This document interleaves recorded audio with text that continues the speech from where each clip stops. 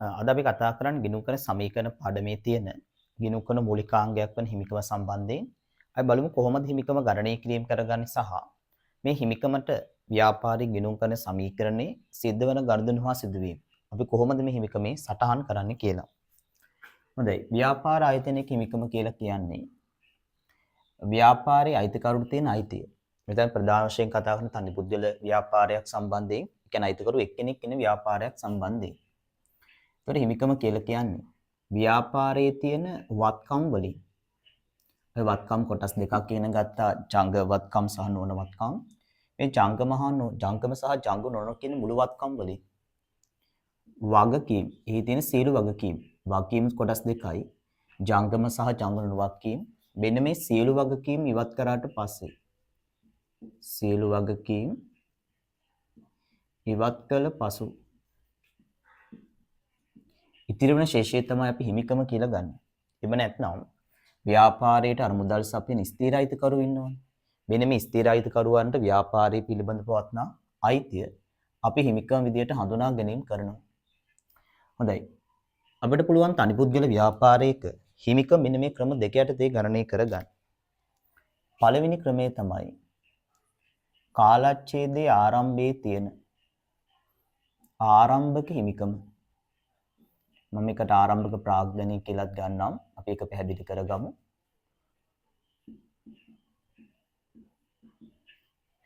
අපි එකතු කරනවා අතිරේක ප්‍රාග්ධනය. අතිරේක ප්‍රාග්ධනය. එකතු කරන මේකට කාලච්ඡේදයේ ලාභය හෝ අලාභය. ලාභයක් આવොත් මේකට අපි එකතු කරනවා. අලාභයක් આવොත් අඩු කරනවා. මේ ලැබෙන වටිනාකමින් අපි ගැනලි අඩු කරනවා. ඒක අපිට ලැබෙනවා කාලච්ඡේදයේ අවසානයේ පවතින හිමිකම. මෙන්න මෙහෙමයි අපිට පුළුවන් ප්‍රධාන වශයෙන් හිමිකම ගණනය කරගන්න. මෙන්න මේ අගයන් තුන එකතුව ගන්නවා මෙතෙන්ට. ඒකෙන් මෙන්න මේ ගැනලි කියන වටිනාකම අඩු කරලා අපිට පුළුවන් අවසාන හිමිකම ගණනය කරගන්න. මේ තමයි අපේ හිමිකම ගණනය කරගන්න පළවෙනි ක්‍රමය. මම පොඩි උදාහරණයක් ලියලා ඒක හදලා පෙන්නන්නම්. අපි ඊට පස්සේ බලමු මෙන්න මේ අයිතමයන් මොනවද කියලා. මේ සෑම අයිතමයක් ගැන අපි හොඳ පැහැදිලි අවබෝධයක් ගන්න ඕනේ. අපි උදාහරණයක් හිතමු. ව්‍යාපාරයක 2026යි 3:31 දිනෙන් අවසන් වර්ෂයේ තොරතුරු.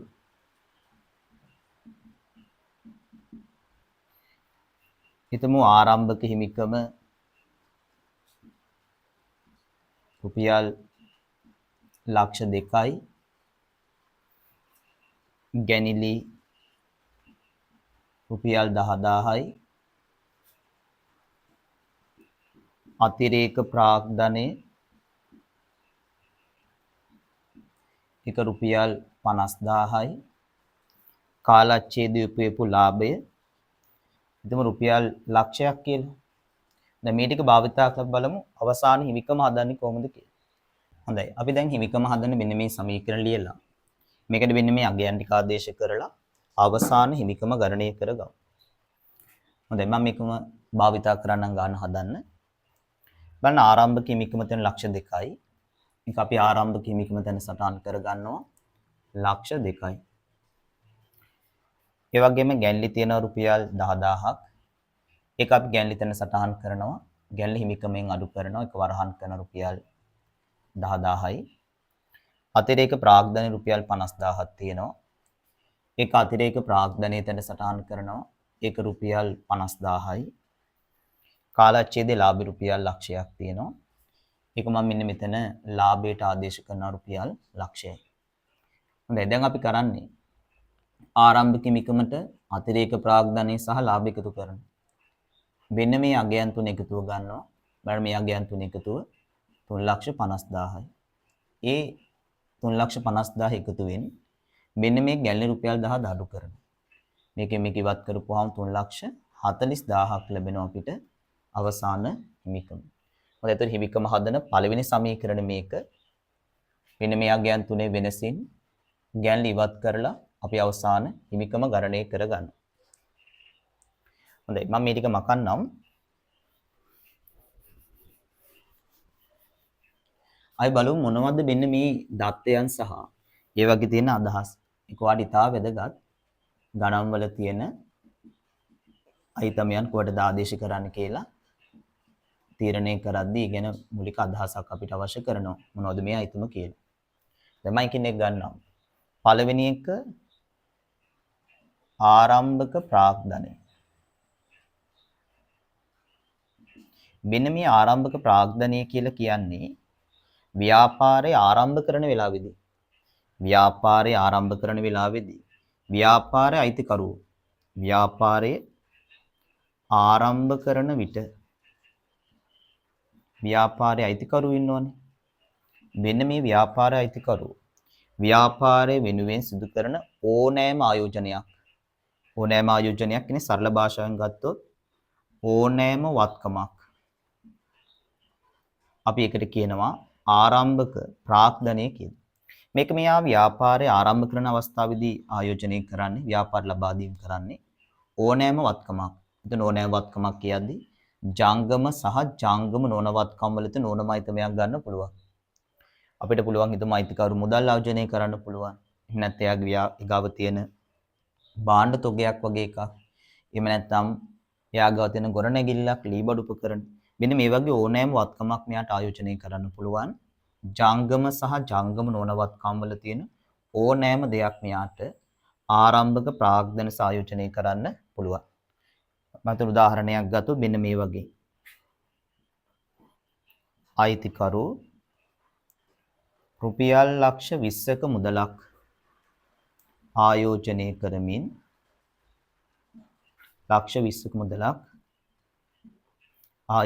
කරමින් ව්‍යාපාරය ආරම්භ කරන ලදී. ඉතින් බලන්න ව්‍යාපාර ආරම්භ කරන අවස්ථාවේ තමයි අයිතිකරු යොදන මුදල් අපි අතිරේක ආරම්භක ප්‍රාග්ධනයක් කියලා හඳුනාගන්නේ. එතකොට මුදල් ජංගම සහ නොනවත්කම වලට අනිත් ඕනම අයිතමයක් අපිට ආරම්භක ප්‍රාග්ධනයක් විදිහට හඳුනා ගන්න පුළුවන්. ඊළඟට මෙන්න මේ ආරම්භක හිමිකම. ආරම්භක හිමිකම කියලා කියන්නේ ගිණුම් කාල පරිච්ඡේද කීපයක්. කියන්නේ මීට අවුරුදු කීපයකට කලින් ඉඳලා කරගෙන එන ව්‍යාපාරයක මේ ගිණුම් කාල පරිච්ඡේදයේ ආරම්භක දිනේදී අයිතිකරුට තියෙන අයිතිය තමයි අපි ආරම්භක හිමිකම කියලා ගන්න. අපි උදාහරණයක් හිතමු. හිතන්න මේ ව්‍යාපාරය ආරම්භ කරලා තියෙන්නේ 2020 4/1 කියලා හිතන්න. දැන් තමයි ව්‍යාපාරය ආරම්භ කරලා තියෙන්නේ. දැන් අපි ඉන්නේ 2026 අවුරුද්දනේ. අපි හිතුව මේ අවුරුද්දේ ගිණුම් වර්ෂය පටන් ගන්නේ 2020 4/1 දින තමයි අපේ ගිණුම් වර්ෂය ආරම්භක දිනේ. මෙන්න මේ ගිණුම් වර්ෂයේ ආරම්භක දිනේ, ඒ කියන්නේ මෙන්න මේ දිනේදී අයිතිකරුට ව්‍යාපාරයේ තියෙන අයිතිය තමයි අපි ආරම්භක හිමිකම කියලා ගන්න. ඒතර ගිණුම් කාල පරිච්ඡේද කීපයක් තුල පවත්වාගෙන ආපු ව්‍යාපාරයක මෙන්න මේ නව ගිණුම් කාල පරිච්ඡේදයේ ආරම්භක දිනේදී අයිතිකරුට තියෙන ව්‍යාපාරයේ අයිතිය තමයි අපි කියන්නේ ආරම්භක හිමිකම කියලා. ඒතර මේක ආරම්භක ප්‍රාග්ධනය, මේක ආරම්භක හිමිකම. හොඳ ඒ ගැන පොඩි අදහසක් අපි යොමු ගමු. ඊළඟට අපි ගමු අතිරේක ප්‍රාග්ධනය.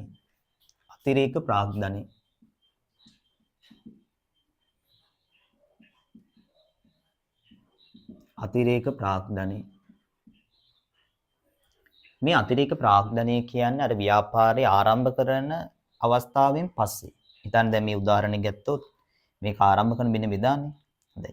මේ ව්‍යාපාරය ආරම්භ කරන අවස්ථාවෙන් පසු ඉතිරි ඕනෑම අවස්ථාවකදී ව්‍යාපාර අයිතිකරු විසින් ව්‍යාපාරය වෙනුවෙන් කරන මෙන්න මේ පහත් හඳුනා ගන්න ඕනෑම ආයෝජනයක් අපි හඳුනා ගන්නවා අතිරේක ප්‍රාග්ධනයක් කියලා. එතකොට ඒක මේ ව්‍යාපාරය ආරම්භ කර අවස්ථාවෙන් පස්සේ මේ උදාහරණයට ගත්තොත් 2020 4/1න් පස්සේ හොඳද ඕනෑම වෙලාවකදී එයා ව්‍යාපාරය වෙනුවෙන් කරන මෙන්න මේ දේවල් අපි අතිරේක ප්‍රාග්ධනයේ විදිහට හඳුනා ගන්නවා. ඒ කියන්නේ අයිතිකරුවන්ට අතිරේක ප්‍රාග්ධනයේ විදිහට මෙන්න මේ අවස්ථා 4 භාවිතා කරන්න පුළුවන්. පළවෙනි එක තමයි අයිතිකරුවන්ට පුළුවන් අතිරේක ප්‍රාග්ධනයේ විදිහට මුදල් ආයෝජනය කරන්න. පළවෙනි එක අතිරේක ප්‍රාග්ධනයේ ලෙස මුදල් ආයෝජනය කිරීම. අතිරේක ප්‍රාග්ධනයේ විදිහට යාට පුළුවන් මුදල් ආයෝජනය කරන්න. මුදල් ජංගම වත්කමක්. අපි උදාහරණයක් ගත්තොත් මෙන්න මේ වගේ.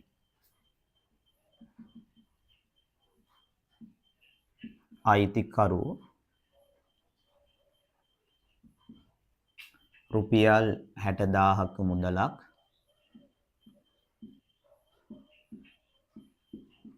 අතිරේක ප්‍රාග්ධනයේ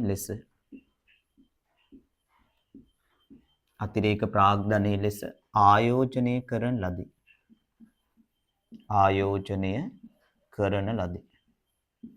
මෙන්න මේ වගේ.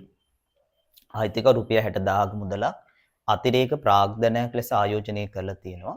එතකොට අතිරේක ප්‍රාග්ධනයේදී පුතේ අයිතිකරුට මුදල් ආයෝජනය කරන්න පුළුවන්. දෙවෙනි අවස්ථාව තමයි මුදල් හැර ජංගම සහ ජංගම නොවන වත්කම් වල තියෙන අනිත් ඕනෑම වත්කමක් ඔහුට අතිරේක ප්‍රාග්ධනයේ විදිහට ආයෝජනය කරන්න පුළුවන්. මම මෙතන ලියන්නම් අතිරේක ප්‍රාග්ධනයේ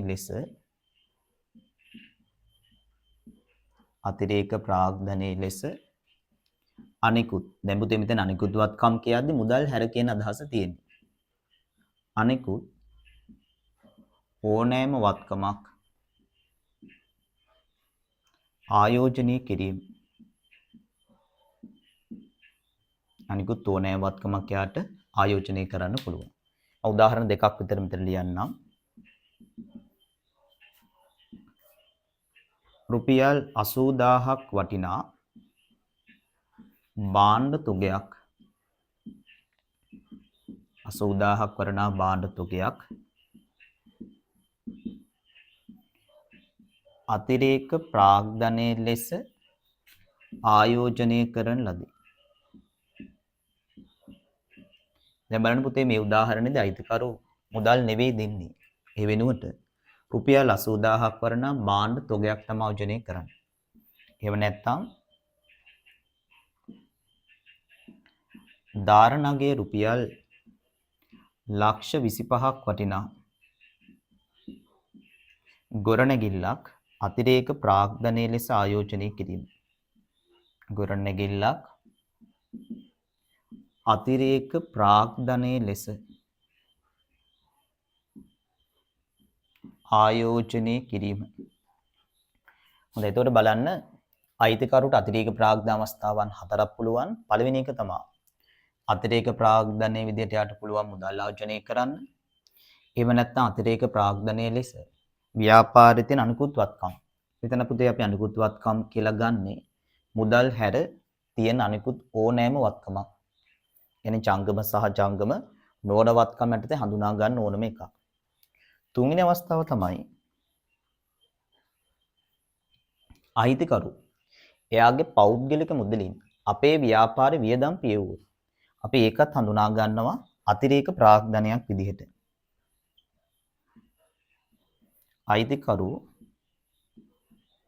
ඔහුගේ පෞද්ගලික මුදලින් ව්‍යාපාරේ වියදම් පියවීම නැත්නම් වියදම් ගෙවීම. අපේ ව්‍යාපාරයට අයිති වියදමක් දැන් කවුද ගෙවන්නේ? අයිතිකරු. ව්‍යාපාරේ සල්ලි වලින් නෙවෙයි. එයාගේ පෞද්ගලික මුදලින් පියවුවොත් අපි ඒක හඳුනා ගන්න අතිරේක ප්‍රාග්ධනයක් විදිහට. අපි උදාහරණයක් හිතුව මෙන්න මේ වගේ. හිතන්න මෙහෙම ව්‍යාපාරයේ රුපියල් 7000ක විදුලි වියදම්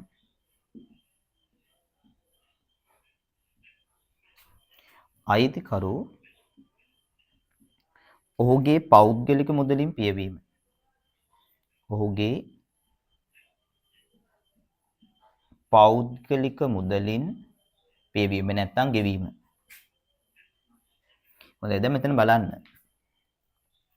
ව්‍යාපාරයේ රුපියල් 7000ක විදුලි වියදම මෙන්න ව්‍යාපාරයෙන් අයිතිකරු එයාගේ පෞද්ගලික මුදලින් පියවනවා. අයිතිකරු එයාගේ පෞද්ගලික මුදලින් ව්‍යාපාර වියදම් පියවනවා නම් අපි ඒකත් හඳුනා ගන්නවා අතිරේක ප්‍රාග්ධනයක් විදිහට. ඒකත් අපිට පුළුවන් අතිරේක ප්‍රාග්ධනයක් විදිහට හඳුනා ගන්න. එතෙම අවස්ථා තුනයි. හතරවෙනි අවස්ථාව මම මෙතන ලියන්නම්. හතරවෙනි එක. අයිතිකරු එයාගේ පෞද්ගලික මුදල් භාවිතා කරලා ව්‍යාපාරි වගකීම් පියවුවොත් අපි ඒකත් හඳුනා ගන්න අතිරේක ප්‍රාග්ධනයක් විදිහට. අයිතිකරු ඔහුගේ පෞද්ගලික මුදල් භාවිතා කරලා ව්‍යාපාරේ වගකීම් පියවනවා. ව්‍යාපාරේ වගකීම් පියවීම. එම උනොත් පුතේ අපි එතනත් හඳුනාගන්නේ. ඒකත් අතිරේක ප්‍රාග්ධනයක් විදිහට. අපි උදාහරණයක් හිතන්න මෙන්න මේ වගේ. අයිතිකරු රුපියල් 26000ක බැංකු ණය මුදලක් ගෙවන ලදී. බැංකු ණය කියන්නේ ව්‍යාපාර වගකීමක්. ගණන් අපි තුමු ගෙවන මුදලින් ගෙවන ලදී. බැංකු ණය මුදලක් ඔහුගේ පෞද්ගලික මුදලින් පියවන ලදී කියලා මත උදාහරණයක් ගන්නම්. ණය හිමියෙකුට රුපියල් 90000ක මුදලක් අයිතිකරු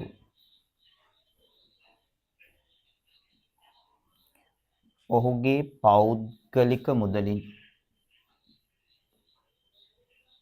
ගෙවන ලදී. එහෙම නැත්නම් පියවන ලදී.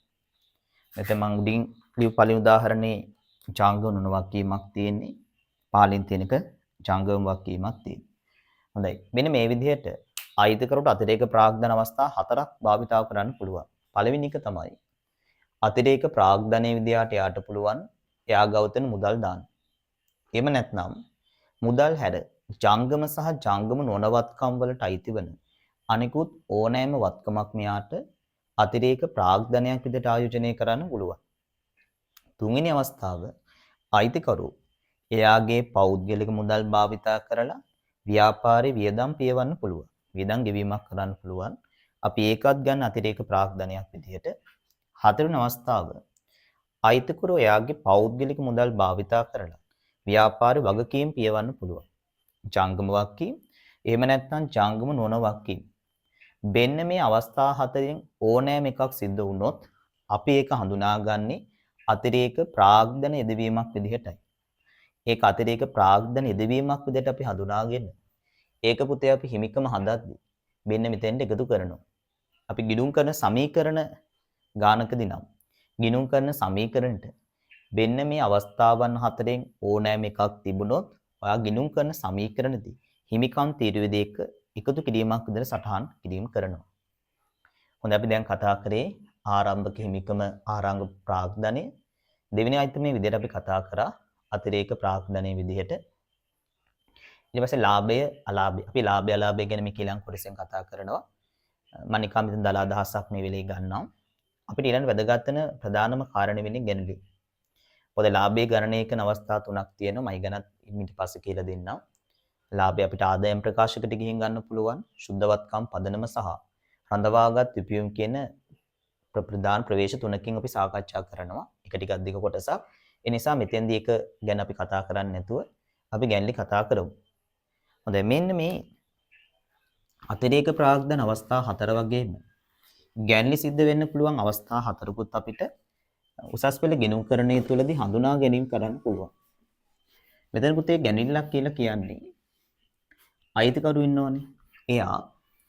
එයාගේ පෞද්ගලික භාවිතය සඳහා නැත්නම් එයාගේ පෞද්ගලික ප්‍රයෝජනෙ සඳහා ව්‍යාපාරයෙන් සිදු කරන ඕනෑම දෙයක් අපි ගැනීමක් විදිහට හඳුනා ගන්නවා. හරිද? එයාගේ පෞද්ගලික ප්‍රයෝජනෙ සඳහා නැත්නම් පෞද්ගලික පරිහරණය සඳහා ව්‍යාපාරයෙන් සිදු කරන ඕනෑම දෙයක් අපි ගැනීමක් විදිහට හඳුනා ගන්නවා. ඒතර ගැනලි විදිහට මුදල් සහ භාණ්ඩ විතරක් නෙවෙයි. අවස්ථා දෙකක් තියෙන නිසා අපි මෙහෙම හඳුනා ගමු. ඔහුගේ පෞද්ගලික ප්‍රයෝජනය සඳහා ව්‍යාපාරය සිදු කරන ඕනෑම දෙයක්. හොඳයි පුතේ අපිට ගැන්ලිත් අවස්ථා හතරක් හඳුනා ගන්න පුළුවන් අතිරේක ප්‍රාග්ධන අවස්ථා හතරක් වගේම අපි අවස්ථා හතර ගමු. පළවෙනි එක අයිතිකරු. අපේ ව්‍යාපාරයෙන් මුදල් එයාගේ පෞද්ගලික ප්‍රයෝජනය සඳහා අරගෙන ගියොත් අපි ඒ ගැනිල්ලක් විදිහට හඳුනා ගන්නවා. ඒතර ගැන්ලි වල පළවෙනි අවස්ථාව තමයි අයිතිකරු ඔහුගේ පෞද්ගලික ප්‍රයෝජනය සඳහා ව්‍යාපාරයෙන් මුදල් රැගෙන යාම. ඊට පුතේ අයිතිකරුව ඇවිල්ලා අපේ ව්‍යාපාරයේ තියෙන මුදල් එයාගේ පෞද්ගලික ප්‍රයෝජනය සඳහා අරගෙන ගියොත් අපි ඒක ගැනිල්ලක් විදිහටයි හඳුනා ගන්න. මම මෙතන උදාහරණයක් ලියුවොත් මෙන්න මේ වගේ. අයිතිකරු රුපියල් 7000ක මුදලක්.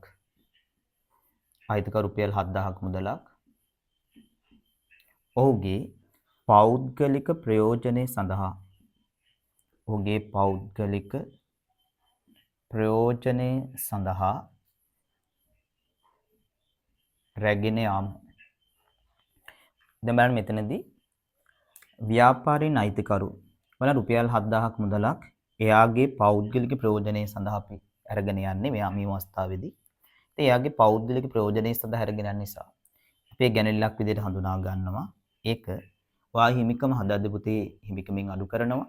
ඒ වගේම ගිණුම් කරන සමීකරණදී හිමිකම් තීරුවෙන් අඩු කරන්න ඕනේ.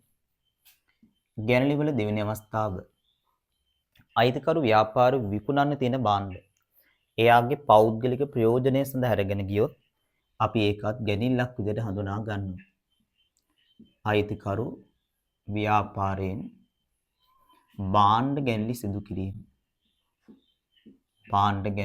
සිදු කිරීම. ඒතර ව්‍යාපාර ආයතනයක් භාණ්ඩ විකිණීම කරන්නේ භාණ්ඩවල පිරිවැයට ලාභයක් එකතු කරලා. ඒ නිසා වාට ගැනිල්ලක් හඳුනාගත්තේ. එහෙම නැත්නම් ගැනිල්ලක් සම්බන්ධ ගනුදෙනුවක් දෙද්දී අදාළ භාණ්ඩයේ විකුණුම් මිල සහ පිරිවැය කියන පුතේ අවස්ථාවන් දෙකම දෙනවා. විකුණුම් මිල හා පිරිවැය කියන අවස්ථාවන් දෙකම දුන්නොත් ඔයා ගැනලි විදිහට සටහන් කරන්නේ භාණ්ඩවල පිරිවැය. ගැනිලි වල වටිනාකම විදිහට ඔයා හඳුනා ගන්න ඕනේ භාණ්ඩවල පිරිවැය. හොඳයි පුතේ මම මෙතනදී පොඩි උදාහරණයක් ලියන්නම්. මෙන්න මේ වගේ. අයිතිකරු පිරිවැය රුපියල් 17000ක් වූ විකුණුම් මිල රුපියල් 20000ක් වූ භාණ්ඩ තොගයක් ඔහුගේ පෞද්ගලික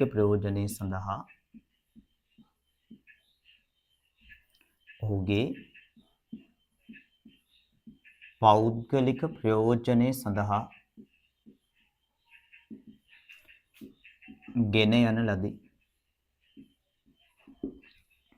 දැන් බලන්න මේ උදාහරණයේදී අයිතිකරු පිරිවැය රුපියල් 17000ක් වන විකුණුම් මිල රුපියල් 20000ක් වන භාණ්ඩයි එයාගේ පෞද්ගලික ප්‍රයෝජනය සඳහා අරගෙන යන්නේ. මෙතෙන්දී පුතේ අපි ගැන්ලි විදිහට හිමිකම් තීරුවෙන් අඩු කරන්නේ මෙන්න මේ භාණ්ඩවල මෙන්න මේ පිරිවැය විතරයි. අපි විකුණුම් මිල ගිණුම්ගත කිරීමක් කරන්නේ නැහැ. මේ භාණ්ඩවල පිරිවැය තමයි අපි ගැනිල්ලක් විදිහට හඳුනා ගන්න. ඒතර භාණ්ඩ ගැන්ලි හොඳට මතක තියාගන්න. අපි ගැන්ලි විදිහට හඳුනාගන්නේ අදාළ භාණ්ඩවල පිරිවැය කියන එක. හොඳයි පළවෙනි ගැන්ලි සිද්ධ වෙන අවස්ථාව අයිතිකරු මුදලට යන්න පුළුවන්. එහෙම නැත්නම් අයිතිකරුට භාණ්ඩ ගැන්ලි සිදු කරන්න පුළුවන්. තුන්වෙනි අවස්ථාව ව්‍යාපාර අයිතිකරුගේ පෞද්ගලික වියදම් ව්‍යාපාර විසින් ගෙවුවොත් අයිතිකරුගේ පෞද්ගලික වියදම් ව්‍යාපාර විසින් ව්‍යාපාර මුදලින් ගෙවුවොත් අපි ඒකත් හඳුනා ගන්නවා ගැනිල්ලක් විදිහට. අපි තුන්වෙනි අවස්ථාව හඳුනා ගමු. අයිතිකරුගේ පෞද්ගලික වියදම් ව්‍යාපාරයේ මුදලින් පියවීම එහෙම නැත්නම් ගෙවීම. එතකොට අයිතිකරුගේ වියදමක් ව්‍යාපාරි විසින් ගෙවුවොත් ඒකත් පුතේ අපි හඳුනාගන්නේ ගැනිල්ලක් විදිහටයි. ගැනිල්ලක් විදිහට හඳුනාගෙන ඒක අපි ගිණුම් කරන සමීකරණදී හිමිකම් තීරුවෙන් අඩු කරනවා. බලන්න මෙන්න මේ වගේ උදාහරණයක්.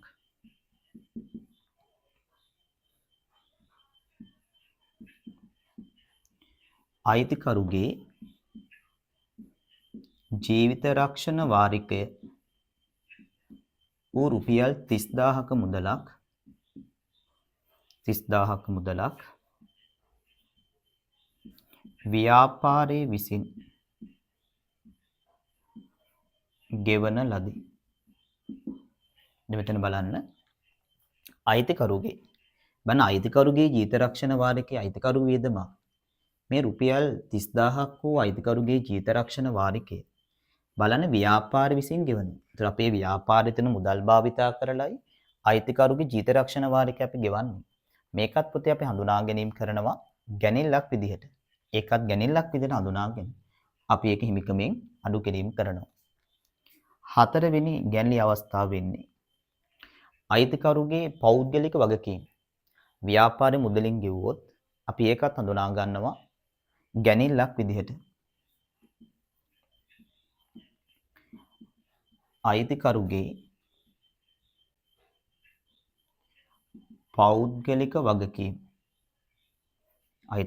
පෞද්ගලික වගකීම්. ව්‍යාපාරයේ මුදලින් ගෙවීම එහෙම නැත්නම් පියවීම. උදාහරණයක් ගන්නම්.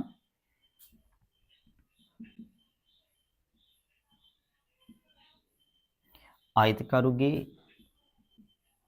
නිවාස ණය වාරිකය වූ රුපියල් 90000ක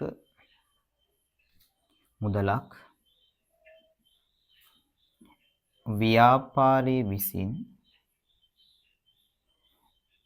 ගෙවන ලදී. එහෙම නැත්නම් පියවන ලදී. දැන් මේ අවස්ථාව බලන්න.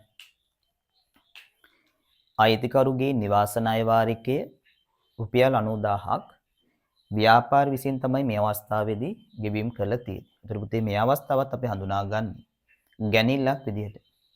හොඳයි. එතකොට ගැන්ලි සිද්ධ වෙන්න පුළුවන් අවස්ථාවන් හතරයි. එකක් අයිතිකරු එයාගේ පෞද්ගලික ප්‍රයෝජනයේ සඳහා මුදල් අරගෙන යන්න පුළුවන්. එහෙම නැත්නම් ව්‍යාපාරේ විකුණන තියෙන භාණ්ඩ අරගෙන යන්න පුළුවන්. එහෙමත් නැත්නම් අයිතිකරුගේ පෞද්ගලික වියදම් ව්‍යාපාර විසින් ගෙවන්න පුළුවන්. ඊළඟ අවස්ථාව අයිතිකරුගේ පෞද්ගලික වගකීම් ව්‍යාපාරේ පියවන්න පුළුවන්. මෙන්න මේ කියන අවස්ථා හතරෙන් ඕනෑම එකක් සිද්ධ වුණොත් අපි ඒක හඳුනාගන්නේ ගැනිල්ලක් විදිහට. ඒ ගැනිල්ලක් විදිහට හඳුනාගෙන ඔයා හිමිකම හදද්දී හිමිකමෙන් අඩු කරනවා වගේම ගිණුම් කරන සමීකරණෙදී හිමිකම් තීරුවෙන් අපි අඩු කිරීම කරන්න ඕනේ. දැන් මෙන්න මේ දත්වල අවසාන ප්‍රතිඵලය තමයි අපේ අවසාන හිමිකම කියලා අපි ගන්න. හොඳයි. එතකොට අපි දැනගන්න ඕනේ මෙතන වැදගත් කාරණේ අතිරේක ප්‍රාග්ධන අවස්ථා හතරක් වගේම ගැන්ලි සිද්ධ වෙන්න පුළුවන් අවස්ථා හතරක් තියෙනවා කියලා. ඔයගොල්ලෝ නෝට් එකක් දාගන්න මේ ඔක්කොම ටික උදාහරණත් එක්කම ලියා ගන්න. හොඳයි. අපි මේ කතා කරපු දේවල් වලට අදාළව අපිට ළමයි හිමිකමට එකතු කරන සහ හිමිකමට අඩු කරන අයිටම් 6ක් හඳුනා ගන්න පුළුවන්. මෙන්න මේ හිමිකමට එකතු කරන අයිටම සහ හිමිකමෙන් අඩු කරන අයිටම ඔයා ගිණුම් කරන සමීකරණ ගානක් හදද්දී හිමිකමට ගලපන්න ඕන. එතකොට හිමිකම් වැඩි වෙන අවස්ථාවන් හතරක් තුනක් තියෙනවා බලන්න. හිමිකම වැඩි වෙන අවස්ථා. මෙන්න මේ හිමිකම් වැඩි වෙන අවස්ථා හතරට අදාළ ගනුදෙනු තුනට අදාළ ගනුදෙනු තිබුණොත් ඒ ගනුදෙනු තුනම ඔයා මෙතෙන්ද එකතු කරන්න ඕන. හිමිකම අඩු වෙන අවස්ථාවන් තුන තිබුණොත් ඒ අවස්ථාවන් තුනම ඔයා හිමිකමෙන් අඩු කරලා දාන්න ඕන. හොඳයි පුතේ හිමිකම් වැඩි වෙන එකක් මෙන්න මෙතන බලන්න. අතිරේක ප්‍රාග්ධනය නිසා හිමිකම් වැඩි වෙනවා. එහෙනම් අතිරේක ප්‍රාග්ධනය දුන්නොත් ඒක හිමිකමට ඔයා එකතු කරන්න ඕන. ඒ වගේම ලාභය. බලන්න ලාභයත් පුතේ හිමිකමට එකතු වෙලා තියෙනවා. දෙවෙනි අයිතමේ ලාභය. අපිට ලාභයක් ලැබුණොත් බාන්න විකිණීම් කරද්දී එහෙම නැත්නම් වත්කම් විකිණීම් කරද්දී ලාභයක් ලැබුණොත් ඒ ලැබෙන ලාභයත් අපි හිමිකරට එකතු කරනවා. ඊට අතිරේකව ලාභය හදන්න භාවිතා කරන ආදායමුත් අපි හිමිකමට එකතු කරනවා. ඒතර මෙන්න මේ අයිතම තුන තිබුණොත් මෙන්න මේ අයිතම තුන ඔයා හිමිකමට එකතු කරන්න ඕන. හිමිකමෙන් අඩු වෙන අයිතම් බලන්න. එකක් බලන්න මෙන්න මෙතන අලාභේ. ලාභේ ධනාගයක් එක එකතු වෙනවා. අලාභේ ඍණාගයක් අපි අඩු කරනවා. ඒතර බාණ්ඩ විකිණීමෙන් හෝ වත්කම් විකිණීමෙන් හඳුනා ගන්න අලාභේ අපි හිමිකමෙන් අඩු කරනවා. ඒ වගේම බලන්න මෙතෙන්දී ගැන්ලිත් හිමිකමෙන් අඩු වෙලා තියෙනවා. ඒ නිසා පුතේ ගැන්ලි සම්බන්ධයෙන් අයිතමයක් තිබුණොත් ඒකත් අපි හිමිකමෙන් අඩු කරනවා. ඊළඟ එක මෙන්න මේ ලාභය හදන්න භාවිතා කරන ආදායම් සහ වියදම්. ආදායම් හිමිකමට එකතු කරන්න ඕනේ. වියදම් හිමිකමෙන් අපි අඩු කරනවා. හොඳයි එතකොට ගිණුම් කරන සමීකරණ ගානකදී මෙන්න මේ අයිතමයන් තුන අතිරේක ප්‍රාග්ධනය, ලාභයේ ආදායම් මේ අයිතම තුනට අදාළ දේවල් තිබ්බොත් ඔයා හිමිකමට එකතු කරන්න ඕනේ. මෙන්න මේ අයිතම තුන තිබුණොත් මේ අයිතම තුන ඔයා හිමිකම හදද්දී හිමිකම් පුතේ අඩු කරලා දාන්න ඕනේ. හොඳයි අපි මේ කතා කරේ හිමිකම හදන පළවෙනි ගණනය කිරීමට දාන සමීකරණය. මෙන්න මේ විදිහට අපි හිමිකම හඳුනා ගන්න පළවෙනි ගණනය කිරීම. අපි තනි පුද්ගල ව්‍යාපාරික පුතේ ඉන්නේ. දෙවෙනි අවස්ථාව තමයි තනි පුද්ගල ව්‍යාපාරික හිමිකම අපිට මෙන්න මේ වගේ හදා ගන්නත් පුළුවන්. හිමිකම සමානයි ප්‍රාග්ධනයට එකතු කරනවා රඳවාගත් ඉපැයුම්. මෙන්න මේ ප්‍රාග්ධනයට රඳවාගත් ඉපැයුම් එකතු කරාට පස්සේ මේ අගයන් දෙක එකතුව අපි හිමිකම් විදියට හඳුනා ගැනීම කරනවා. ඊතර පුතේ කාලච්ඡේදයේ ආරම්භය කියන්නේ මෙන්න මේ දිනේ හිමිකම හදනවා නම් අපි කරන්නේ ආරම්භක දිනේට හිමිකම. ආරම්භක දිනේට හිමිකම අපි ගණනය කරගන්නේ ආරම්භක ප්‍රාග්ධනයට. ආරම්භක ප්‍රාග්ධනයට අපි එකතු කරනවා ආරම්භක රඳවාගත් ඉපැයුම්. ඊළඟ පුතේ අපි ගත්තොත් අවසාන හිමිකම. ඒ කියන්නේ කාලච්ඡේදයේ අවසානයේ තියෙන හිමිකම. මෙන්න මේ හිමිකම. අපිට මේක හොයාගන්න පුළුවන් කාලච්ඡේදයේ අවසානයේ පවතින ප්‍රාග්ධනයට අපි එකතු කරනවා අවසාන දිනේ තියෙන රඳවාගත් ඉපැයුම්.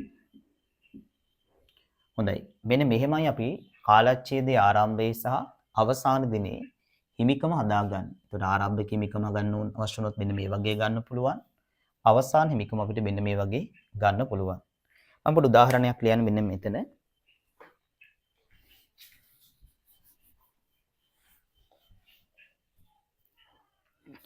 හිතන්න ව්‍යාපාරයක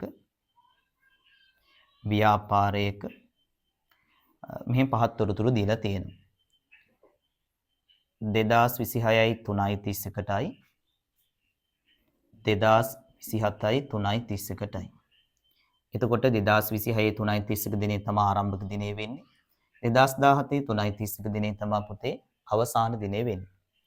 එතන අපි හිතමු ප්‍රාග්ධනය රඳවාගත් ඉපැයුම්. එතන ප්‍රාග්ධනයේ රුපියල් 4000යි රඳවාගත් ඉපැයුම් 1300යි. 2017 27 3:31ට අවසාන දිනේට ප්‍රාග්ධනයේ රුපියල් 5000යි රඳවාගත් ඉපැයුම් 1450ක් හිතමු. හොඳයි මෙන්න මෙතෙන්දී අපිට හිමිකම ගන්නත් පුළුවන්. මොකද මෙතන අපි කතා කළා හිමිකම ඇදෙන්නේ පුතේ ප්‍රාග්ධනයේ සහ රඳවාගත් ඉපැයුමකට එකතු වෙලා. එතකොට ප්‍රාග්ධනයේ සහ රඳවාගත් ඉපැයුම් කියන මේ දෙක එකට එකතු කරලා මෙතනින් උත්තරය ගන්න පුළුවන්.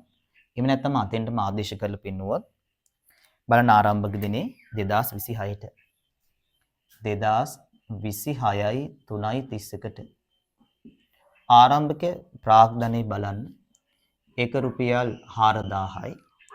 ආරම්භක රඳවාගත් පිපියුම් ඒක 1300යි. මෙතන 5300ක් තියෙනවා අපේ ආරම්භක හිමිකම. අවසාන දිනේ බලන 2027 3:30කට ප්‍රාග්ධනයේ 5000යි. 2027 3:30කට ප්‍රාග්ධනයේ 5000යි. අවසාන දිනේ රඳවාගත් පිපියුම් 1450යි. එතන එකතු තියෙනවා 6450ක්. හොඳයි. ඔන්න ඔය විදිහට තමයි අපි අවසාන හිමිකම හොයාගන්නේ. ඊට පුතේ ඕන මෙතනින් හොයන්නත් පුළුවන්. මෙතනින් ගත්තොත් මෙතන 5300යි. මෙතන ගත්තොත් රුපියල් 6450යි. හොඳයි හිමිකම අර විදිහට භාවිතා කරන්නත් පුළුවන්. මෙන්න මේ වගේ හදන්නත් පුළුවන්. ඒකට මේ අවස්ථා දෙකම ගිණුම් කරන සමීකරණ නිරූපණය කරලා හදන්න වෙනවා. හොඳයි අපි කතා කරේ හිමිකම ගණනය කරගන්නේ කොහොමද කියලා. ඔය අනිවාර්යයෙන්ම මෙන්න මේ අයිටම් වල තේරුම හොඳට බලා ගන්න. ඒ වගේම අතිරේක ප්‍රාග්ධන අවස්ථා 4යි, ගැන්ලි අවස්ථා 4යි. ඒවා හොඳට දැනගන්න ඕනේ. ඒ වගේම හිමිකමට එකතු වෙන අයිටමයන් 3 සහ හිමිකමෙන් අඩු වෙන අයිටම 3යි. හිමිකම ගණනය කරගන්න අපි මේ දැන් කතා කළ මෙන්න මේ දෙවෙනි අවස්ථාවයි. ඉතින් අපි ඊළඟ වීඩියෝ එකේදී ගණදෙනු කොහොමද ගිණුම් කරන සමීකරණේ සටහන් කරන්නේ, ගණදෙනුට අදාළ දිත්ත බලපෑම් මොනවද කියලා සාකච්ඡා කරමු.